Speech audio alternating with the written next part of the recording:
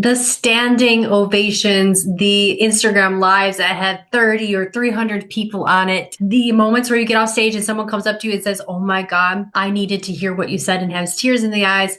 And then all of the invitations and the more money and everything that comes after being seen. Yes, that all sounds incredible, but can your body hold the rush of it? Can you hold the bigness of that moment without shutting down? I remember the first time that I used my voice in an actual intentional big way. I was filling in for a friend that couldn't be a panelist, and then little did I know, but the event owners would ask me to fill in for their keynote, and I would have 25 minutes to speak with just 10 minutes to prepare and get on stage. In that moment, I actually froze on my way to this stage. I've never had that happen, because what was happening, it wasn't that I wasn't prepared. I absolutely had 2 to 3 big talks that I could do because I was not ready, but resolved, right? I had been working behind closed doors, knowing exactly what I could talk about because I was a speaker and I knew that these moments would come. And it wasn't that I didn't feel comfortable in my outfit or that I was worried about sweating. It wasn't that I didn't know how to move on the stage or hold a microphone. It was that my nervous system hadn't expanded yet for the capacity of more. Because here's the thing no one's talking about right now. Your next client, your next thousands of dollars, your next paid speaking gig, your next speaking gig, period, you being able to speak up more at home or at work or pitch or ask for that raise is going to happen because you can hold more in your nervous system. The tension, the sweating, the shaking, the fear, the nervousness, the breathlessness, the worrying and the whispering in your head of, can I do this? Am I going to be perceived as too much? Will people even like this? Will people get this? All of those things told me that it's not about the speaking, it's about the sensation. Can I hold the sensation of more? So for you, your success is on the other side of being able to hold the weight of leadership, being able to actually hold sensation and not make it a problem. The best speaker isn't necessarily someone who has the best talk. It's the person who can hold the bigness of their mission, the big feeling of what they're doing and it not shut them down. It's the person who can feel all of that and knows that this is a moment of growth, not a moment to fear, but that dropping out of the belly, the rush of feeling in your chest, the shaking as you hold the microphone and you being able to see it, and the hearing and the playback of the amplification of your voice. You can sometimes hear the quiver in your voice. Or when you go live on Instagram, all of those things that freak you out, there needs to be a plan in place so that that doesn't make you collapse inwards and shut down and make you want to jump off the stage or just end the live. If that's ever happened to you, let me know in the comments if you're watching this on YouTube. But if you are listening to this podcast, just nod your head a little bit. I will psychically feel you right then doing that. Because here's the thing I want you to know. The voice that moves millions, the voice that impacts millions is the one that stops making discomfort a problem. It's about the voice that stays. It's about the voice that can deepen and soften in that experience. It's about the voice that can expand in that experience and not shut down. So that nervousness in your chest, that rush of adrenaline, that's not fear, it's growth. So the next time you feel it, instead of asking what part of me is about to fail or how do I stop this, I want you to ask, what if this is the exact feeling I need to be feeling? Because this is the new stage in my growth. This is the new stage in my business. This is the new, and now you can start to get excited about it. And that is the moment you become limitless. So the work here isn't getting the best talk. The work here is expanding your capacity for the visibility that that talk is going to bring you. The work isn't making sure that you're the best speaker and presenter in terms of like cadence and volume and all of those polished things. The work is becoming a speaker who has expanded their capacity for the visibility that's going to bring in. And here's the other part of it. When you're done with your talk, there's still more to go. You're going to get off stage and you're going to be hungry. You're going to be thirsty. You got to find the bathroom. And guess what? You got a line of people because you just spoke to them and moved them. And so now the capacity for holding more patience is needed.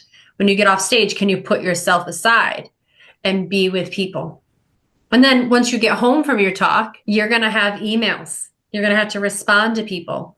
You're going to have to, you got business cards, right? There's people from the event that you just spoke at that you got to follow up with.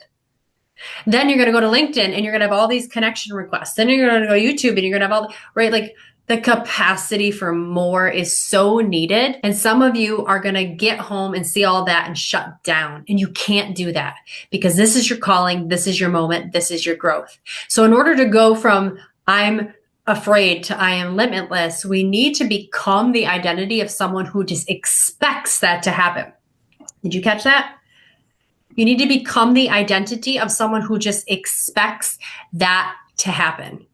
And in order for that to happen, we actually have to do nervous system work to integrate that identity. Because the reason you are finding sensation and feeling a problem is because you have the identity right now of someone who has that problem. So if we don't want more to be a problem, you have to become someone who doesn't have that problem. Now we supplant that identity with the new identity. And identity is all about subconscious work. Your identity, your beliefs, the values that you hold, what you believe is possible for yourself. It's all held within the subconscious mind. So we have to get into the subconscious mind to do that work, to recode like a coder on a computer, to put new data into that subconscious mind. Data that says, I am comfortable with more. I have seen and visualized and felt the rush of getting on stage for the first time or the 5th time or the 20th time. And I can feel and visualize that rush of heat and it's not a problem. I have visualized the request for being on a stage the next weekend. I have visualized and embodied. My nervous system now holds, your nervous system now holds the code for that new identity. And that's when everything clicks.